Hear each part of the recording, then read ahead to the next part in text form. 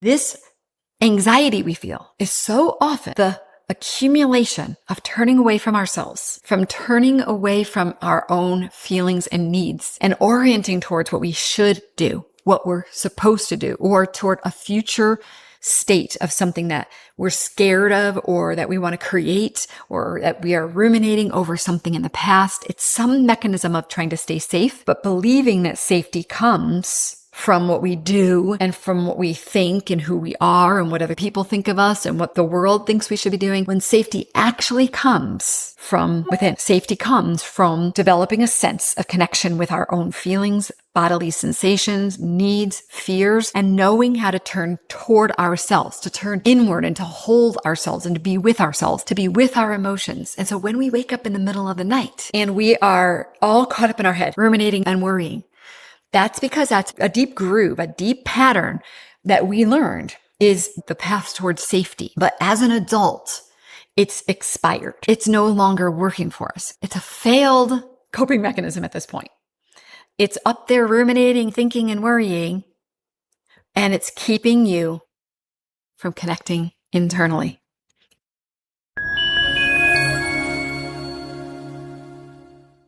Hi there, it's Deb. And I want to talk about something that I know so many people are dealing with, which is not being able to sleep because you're worrying, ruminating, you're feeling anxiety or stress, that kind of like wired maybe feeling.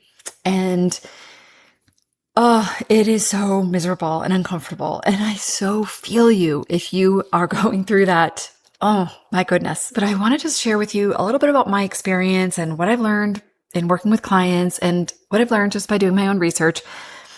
I personally have experienced a lot of nighttime sleep issues, and a lot of them around rumination and worry, around anxiety, sometimes borderline panic. And I don't deal with it in the same way most of the time now. Maybe every once in a while it gets me, but nothing like I used to, because now I have some tools and I know how to deal with it. But let me tell you a little bit about when this all started for me. Well, when I started to learn other ways. For a long time, it just owned me. I'd just be up at night for hours and hours and hours. I mean, we're talking about for a very, very, very long time, maybe 10 years. And I didn't really have many tools. I didn't know anything about sleep hygiene. So a lot of this also has to do with sleep hygiene. Maybe I'll do another video about that. But if you haven't explored Matt Walker's work, I think Matthew Walker, Why We Sleep is his book, but you can also listen to podcast episodes. That could be super helpful for you too, because that's been a piece of it after I learned this. As I learned, oh my goodness, I can actually affect my sleep. But this, what I'm talking about here, is mainly about either having a hard time falling asleep, or most of the time for me, it was when I would get woken up in the middle of the night and I would be up for hours. Now, I was also early menopause when this was happening, and I was also doing a lot of trauma healing. And just a quick sidebar on this, I believe that we do get woken up in the middle of the night for reasons that are important to honor. I think oftentimes we're so busy during the day that we don't process things during the day, and so then they come up at night. I think that especially trauma healing can sort of rear its head at night because we are so busy distracting ourselves. And then when our subconscious mind comes online and when our conscious mind is offline, things start to bubble up. And so this is a really great opportunity for healing. Even though I know that's hard to want to do and to appreciate, but it did help me to change my mindset on how I looked at waking up, not be so angry about being woken up. So what I'm talking about here isn't exactly that. It's adjacent to that. It's sort of like what I'm talking about here will help to do the healing and help you to feel better, feel more relief, and have some more power over the situation that you're dealing with in the middle of the night. Caution. If you are dealing with a lot of trauma and you're doing a lot of trauma healing, it's important that you're working with somebody to navigate it. And it is possible that some of this stuff, you're going to have to really listen to your body's limitations. I'm positive that I wasn't able to jump from anxiety and worry to what I'm going to talk about, which is turning toward your feelings. And if someone just told me to do it, I had to learn little steps incrementally to get me there. So listen to your body, honor if it's too much. It's okay. You don't have to do everything that I'm saying here. I'm just trying to show like a pathway. But for those of you who feel like you are ready to just shift the way that you're doing your nighttime management of your anxiety and rumination, this might work for you. So just be careful and take care of yourself and don't feel like you have to rush anything. Now, when my kids were younger, oh my gosh, I've always been so hard on myself. I've always had such high expectations for myself and high standards. But when I was in parenting, it was the worst. And if I wasn't getting it right, I would just beat myself up. And there was one particular thing that I felt so much pressure and guilt and anxiety around, which was that I felt like I was afraid I let my kids use too much technology. I have no idea how I would deal with it now because it seems like all the kids are using technology all the time. But it was really the emergence of technology. My kids are 22 and 24. So we're talking about a time when it was so new. And I just felt so guilty if they would be on technology for more than a couple of hours a day or something. And I'd usually fall asleep and then I would wake up and I'd be almost in a panic. And what I want to map out for you is the process I went through, but over a long time, probably for a year. And I just felt like this sheer terror of that I was ruining my child. I was in a panic. And so the main thing I tried to do was commit to do better. I would do these things to try to solve the problem in my head. Like I would maybe rationalize, and that would be something like, well, everybody else is too. And this is just the times. And then I would maybe say, okay, well, this is the plan going forward. We're going to do this and this and this. And this could be all in one night. It could be like the next night, but it was all this kind of planning, problem solving, fixing, trying to control the situation kind of thinking. And I would then maybe the next day try my new strategy, but that wouldn't work. And then I would beat myself up even more. At some point, I realized that this is just so not working for me. This is keeping me up so many nights. And by the way, this wasn't the only thing. I could have 10 different things over the course of 10 different days, but this was one I'm just giving an example on. Again, you just have to know something like my go-to is to be a problem solver and to be a fixer and a rationalizer. So these were my natural ways of handling a situation that felt uncomfortable and that I felt a lot of anxiety and worry about. And I don't remember the exact order of this, and I think there were other steps that went along the way, but I'm just going to give you what I do remember now based on it's been years. So then I was trying to distract myself more. Like if I could think of something else, then I wouldn't think of this. So what about if I just stop thinking about this? And can I think about if another problem that's not as stressful, or maybe go on my phone in the middle of the night, get up out of bed, maybe read. So I tried to distract myself from it.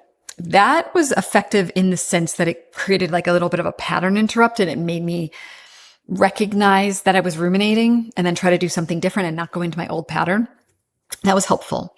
Then over months of doing that, I had this awareness of, well, maybe what I could do is accept myself a little bit more of this and maybe soothe myself a little bit. So I went into more of a mode, which was, again, a healthier movement towards something, quote, better, which was regulating myself, soothing myself, and sort of accepting, like, you are really a good mom and you're not going to be perfect. And it's okay if you're not perfect. And it's okay. It's okay. I would put my hand on my heart and just say, you're good enough or whatever. But I was in the really early stages of this and it was helpful. It was helpful. It did really help me and it made me feel a little bit better. And I want you to notice these categories of things I've done so far, and you're going to have your own version of them. They're all essentially trying to make anxiety go away, make worry go away, make the problem go away, make the discomfort go away, make the ruminating go away. It's all about resistance. It's all about go away, even the acceptance was in order to stop feeling this way. And it was like this pushing away energy. And it always stayed there. It was still there. I might eventually fall asleep, but it was never going away. It was continuing to wake me up every night because I was resisting it. Now, there is a statement that you've probably heard, like a phrase, and it says, what you resist persists. It's certainly been true for me that what I resist persists and sometimes kind of gets worse. And so then I had this awareness, and this is how healing works. If you are really following the breadcrumbs, you will be guided on your own healing journey. But a lot of times we're not really open to it. We don't really trust that that's true. And this was the beginning of me trusting that I am always guided on my journey and that I need to be open to what my mind tells me to do. And I have to be willing to listen to the next thing. A lot of times I would get sated on my pattern, and it was like the only thing that was available. We have to start to open up to, I'm suffering. Is there another way? Please tell me there's another way. But remember what I told you about trauma. I don't think I would have been ready to even soothe myself. I had to start with using my coping mechanism. And then that coping mechanism turned into, what about if you use this to cope? Now, coping is almost always some level of like, this bad thing is happening and I have to cope with it. That's it. Instead of recognizing really this bad thing that's happening is mostly our feelings, our thoughts, our reactions, and our perceptions of a situation. And that we've learned to do all these coping mechanisms to not have to face them, not have to feel them because they're uncomfortable. And our natural tendency is to avoid discomfort, to avoid suffering, to move toward pleasure and ease. And that's just natural. That's part of being human. It actually is based in survival because it's always been really avoid things that could get you killed, right? And move toward things that move you in the right direction. So it's normal. And eventually we want to move beyond our survival and toward thriving, which means that we have to be open to a journey that allows us to not be so governed by avoiding the discomfort and avoiding the suffering and the pain and coping. And we start to move from coping toward healing and then presence, toward healing and regulation and being able to actually be there with ourselves. So you notice it was like this coping mechanism and then a slightly more healthy version of coping. And then an even more healthy version of coping, which was learning how to regulate myself and soothe myself. But I was using breath to make the feelings go away, using breath to make my anxiety go away, using a mantra to get my mind to focus on something else. These were really good things. There's nothing wrong with them inherently. And they were steps along a titrated healing journey. My own being knew that if I jumped from ruminating anxiety and all this stuff to being deeply present with my emotions and my feelings, that was going to be too big of a jump. So I incrementally got there. So I'm inviting you to find your own incremental path on this, but I'm also inviting you to see that you don't have to stay in your coping mechanism. You don't have to stay in the push away the feelings, avoid. You can walk a journey that gets you closer to turning toward the anxiety. And for most people, it's actually the answer. This is called acceptance something theory. I'm drawing a blank on it right now. So after I was in the soothing and regulating, I one day in the middle of the night had this awareness that maybe I could be looking at those feelings. And I was like, what? And it was the ultimate pinnacle for me of, I don't know. I was going to say like of the feelings dissipating, but that's not really the goal, but of just feeling better. And it wasn't easy. And I did it in tiny little steps, but essentially what it is I started to say, I know that I'm avoiding feeling something. What am I avoiding? And essentially, if I was turning away, like I got feelings in here and I was like pushing myself away to the outside world of how can I fix and control Or how can I even fix and control these emotions? I was instead saying, I'm going to be with them. I'm going to turn toward them. How do you start with that? That's a big question, right? How do you start? Well, the first way is to realize how much the effort is toward pushing away those things. And what if I could just stop pushing it away? But then what's that look like? I think hand to heart helps because you kind of connect with your body. And sometimes it's just noticing, like, what do I actually feel in my body right now? Like, I can feel tightness in my jaw. I'm clenching. Or my breathing feels labored. Or my stomach feels sick. And just moving toward that is huge. Just saying, I'm with you. I'm with myself. I'm here. Maybe putting your hand on your belly and saying, like, I feel you. There's a lot of uncomfortable feelings in there, and I'm not going to leave you. And I'm not going to move away from you. Pause for 1 second. I want to say something.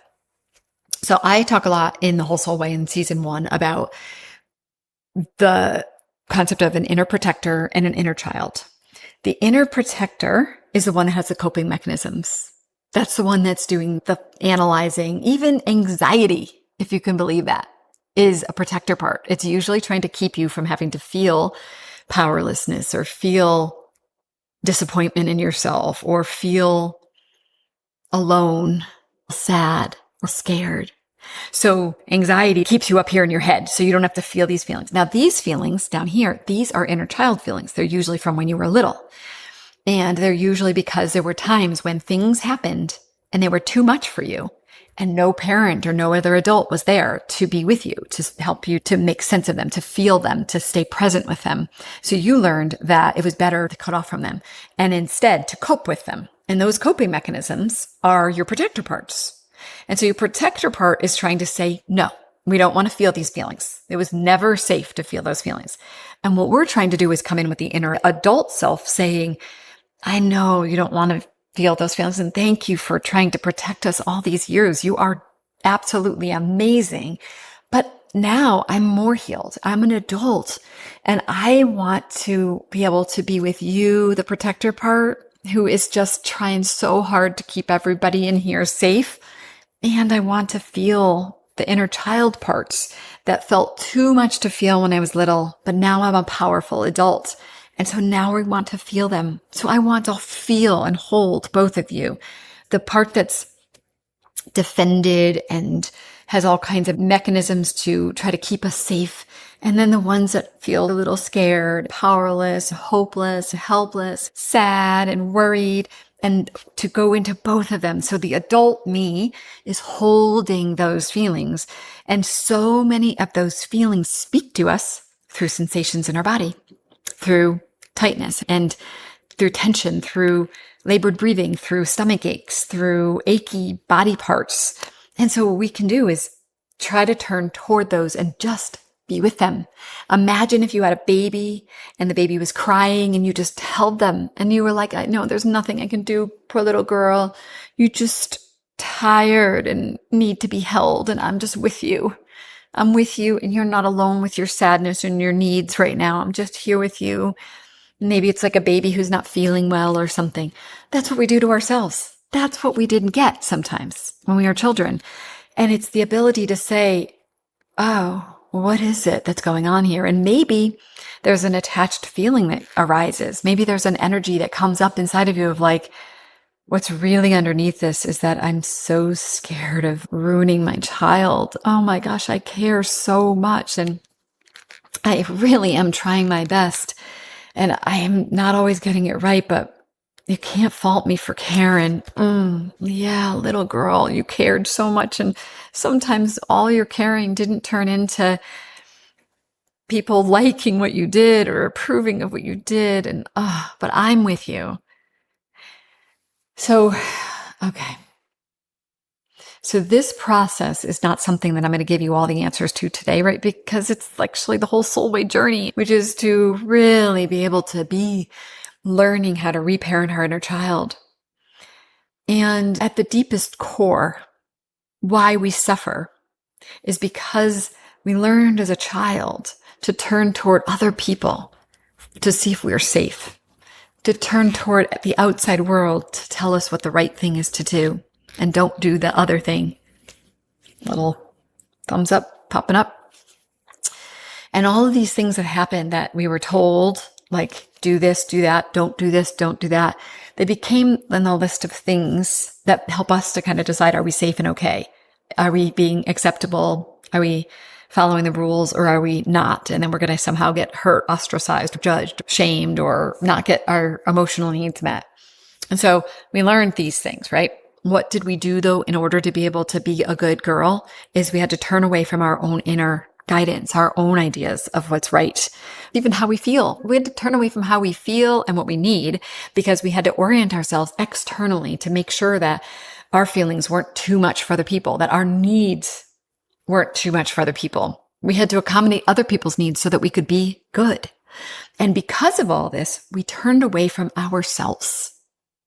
And this anxiety we feel is so often the accumulation of turning away from ourselves, from turning away from our own feelings and needs, and orienting towards what we should do, what we're supposed to do, or toward a future state of something that we're scared of, or that we want to create, or that we are ruminating over something in the past. It's some mechanism of trying to stay safe, but believing that safety comes from what we do and from what we think and who we are and what other people think of us and what the world thinks we should be doing, when safety actually comes from within. Safety comes from developing a sense of connection with our own feelings, bodily sensations, needs, fears, and knowing how to turn toward ourselves, to turn inward and to hold ourselves and to be with ourselves, to be with our emotions. And so when we wake up in the middle of the night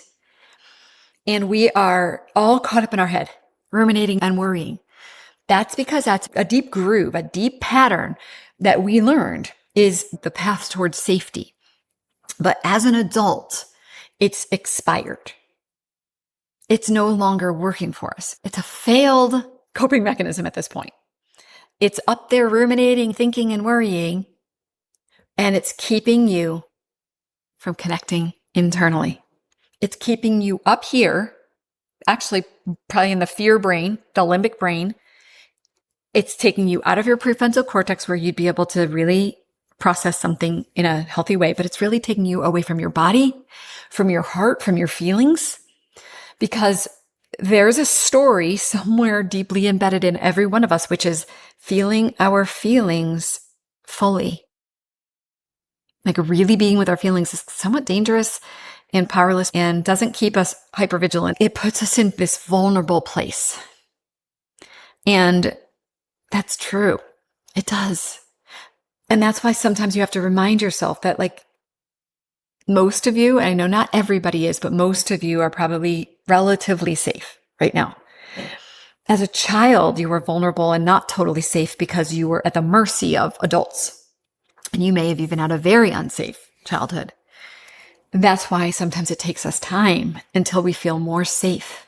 And when we start to feel more safe, our old coping mechanisms are not necessary in the same way anymore. And it starts to kind of invite us to remove these coping mechanisms and put more, let's just say, it's not even like another coping mechanism. It could be a healthier version, like I told you, like a healthier version and a healthier version. But ultimately, it's like, do I need a coping mechanism, or can I become so internally safe and secure?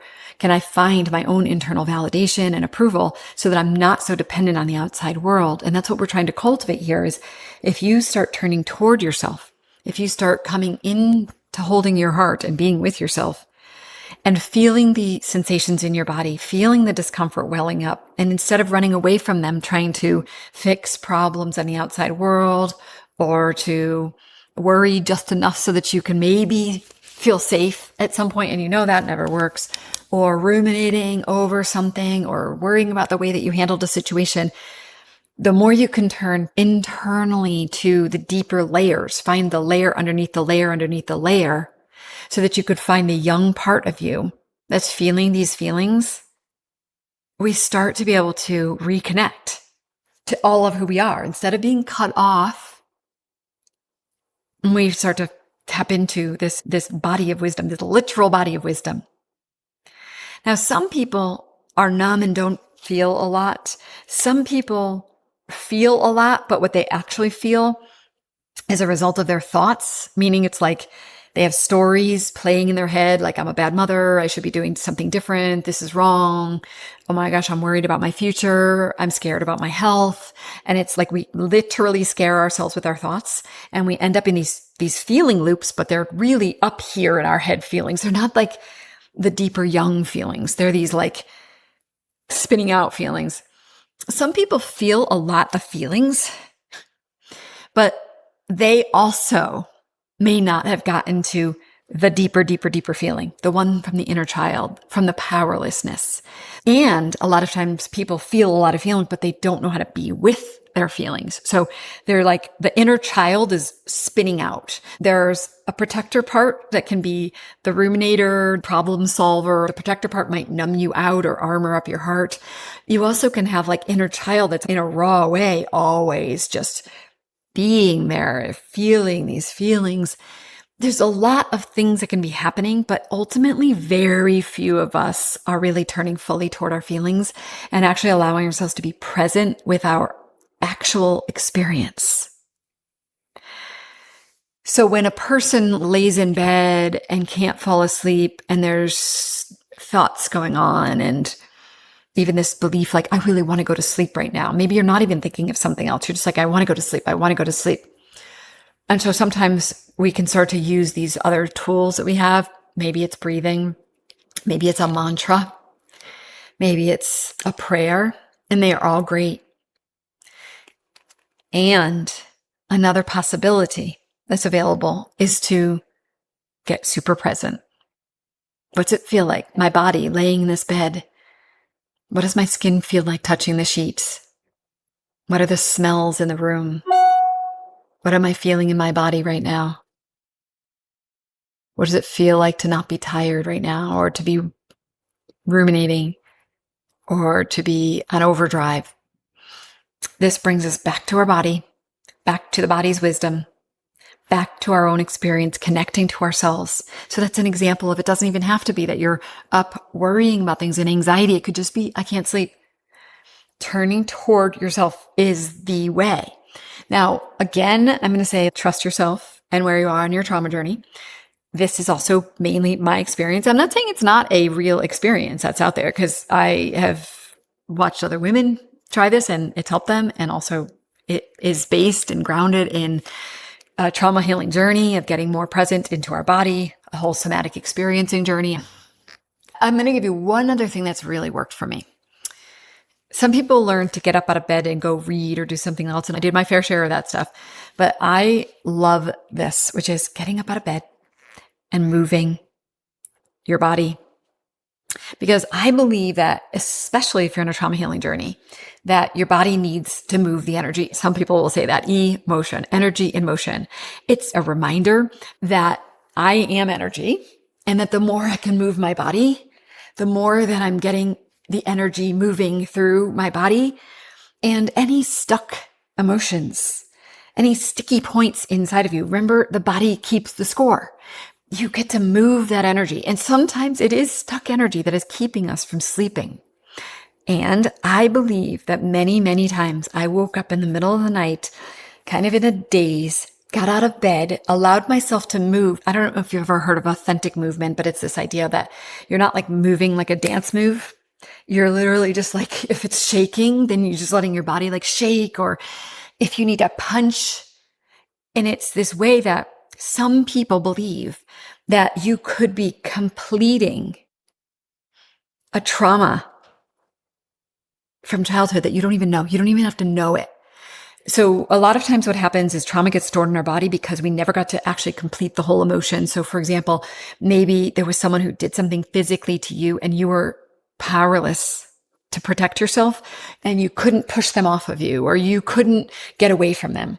It could have been your brother tickling you or something. You might not even remember, but you might notice yourself in the middle of the night moving your body and just pushing, and you don't know why, but actually what's happening is you're completing a trauma experience in your body, just like an animal who has been chased, like a gazelle who's being chased by a lion, and maybe it's been running, but then realizes it can't escape it. So it just goes into a freeze state, drops on the ground like it's dead. Then when the lion is gone, the gazelle gets up and shakes its body. And that is the actual literal process of completing this fear response cycle. And what happens is if you don't complete a fear response cycle, it can get lodged in your body as a form of a trauma. Now, I might not be exactly perfect in the way that I'm describing this. This is my interpretation of it, but the gist of it is there. And what I'm trying to say is that sometimes just getting up out of bed and allowing yourself to move your body can complete something for you that you'll never know. Maybe the tiniest little micro thing. And don't overthink it.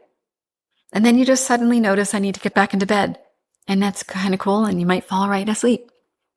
I notice for me personally, when I do these things and when I turn toward my emotions, I will fall asleep faster than all of the other antics that I'm doing to try to keep myself from having to feel the anxiety. And the reason why I'm even recording this is because last night I went to bed and I was having a hard time sleeping. And I noticed myself first trying to problem solve. And then I noticed myself move from that to using a mantra and some breath. And then I noticed that none of it was working. And I said to myself, Deb, why are you not just turning toward it? Just turn toward it. And I just breathed and I tuned into my body and I checked in with what feelings were there underneath the surface feelings. And I realized, oh yeah, this is fear. What am I afraid of? A lot of times for me, it's fear. Some people, it's something else. And then I let myself go into the fear a little bit more. Instead of trying to resist the fear or make myself feel better by giving myself a sense of control by trying to fix something, I surrendered to the fear of like, yeah, I'm scared. Sometimes I feel scared. I do. And I had other things coming up and I had this feeling of being trapped. And I just said to myself, just be here right now. I did a little bit of reassurance that we're not trapped, but also a little bit of dabbling in what if I was trapped? Can I be with myself? Can I tend to my own self and my own inner child who feels trapped? These things need us more than they need a problem solved in the outside world or someone else to soothe us or someone else to fix it. These feelings mostly need us. You are waiting for you. In the middle of the night, whenever you feel anxiety, when you have big emotions, when you're in a fight with your husband, when you don't know what to do with your children, every one of those things needs you to come back to you because you are the source of your validation, your love, approval, your safety, your security. If you come in and you tap in, instead of you being untethered and kind of plugging yourself into everyone else's opinions, thoughts, and expectations, and you instead turn around the plug and you plug it internally to yourself, you become sort of grounded and deeply connected to yourself and then deeply connected to Earth and the wisdom of Mother Earth, deeply connected to your senses, deeply connected to the universe. You become a person who can access it all instead of being kind of up in the head trying to think it all through. So this is a deeply expansive exercise of expanding from the fear mind into the entirety of you. And that happens as we slowly and incrementally get closer and closer to ourselves, to our own bodies, our hearts, our feelings, our sensations. We start to increase our tolerance for these uncomfortable sensations, our ability to come back to ourselves instead of distracting and turning external. It's a journey. It's decades for many of us. I just want you to know, though, that in the middle of the night, the main thing I want you to do is if you are right now in anxiety and ruminating, I want you to just ask the universe, what's the next step?